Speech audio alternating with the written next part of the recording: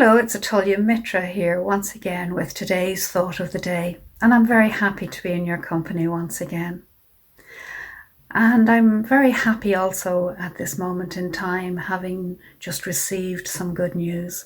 It's always nice to receive good news, particularly in times of difficulty, the difficulties that we're experiencing under the current circumstances.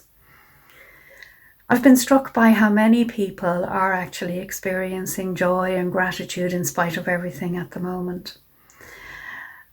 And so I want to share a few thoughts on these feelings, these emotional states.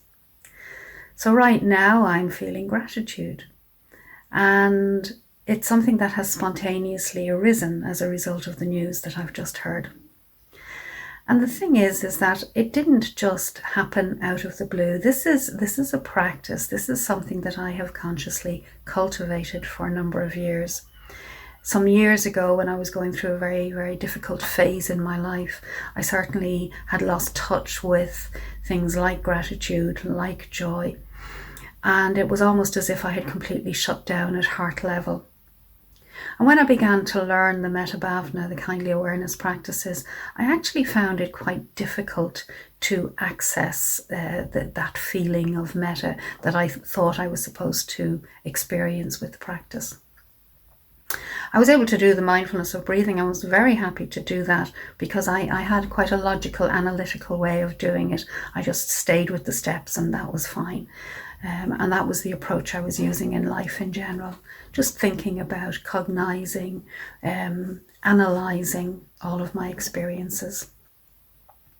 So what began to happen as a result of cultivating an attitude of gratitude to begin with was I began to notice a softening at the heart level. And as I said, I was finding it difficult to feel metta.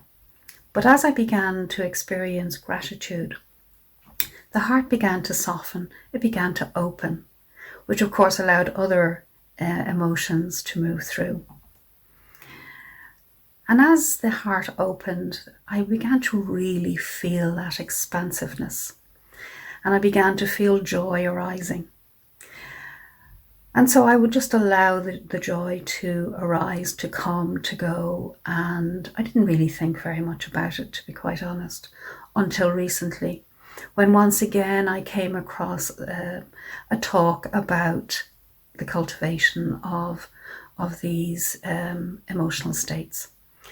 And this particular talk was about mudita, which is sympathetic joy. So it's the joy, sharing the joy in the good fortune of others. But what I came to realize at a deeper level now was that joy was something also that I needed to cultivate in the same way as metta was something I'd needed to cultivate, as gratitude was something that I'd needed to cultivate. These were all practices. They were things that I had to consciously apply myself to. And in the process of consciously applying myself to them, I was setting up the conditions for the heart to open and for them to begin to flow through me. And it's the same with the Dharma in general. It's all the Dharma. But when we're learning about the Buddha's teachings, sometimes I find I can have a tendency to keep it all in my head, to think it through, to analyse it. And it's not until, first of all, the mind does need to understand it to a degree. And then the heart needs to open. And it's when the heart opens that the Dharma can flow through us. And over time, as that expands, as that grows and develops, what happens is that not only are we doing these practices, but we're becoming these practices. We're spontaneously feeling these feelings of compassion, of kindness, of joy, and of equanimity, that sense of balance in spite of whatever is happening, that sense of being unruffled in spite of everything. And so what I want to leave with you today is simply the thought of, what would you like to cultivate? What would you like to cultivate to bring yourself into these more positive emotional states in the coming days and weeks? So may you be well, may you be happy, and may you find a way to joy, expansiveness, and whatever you wish to achieve. Thank you. Until the next time.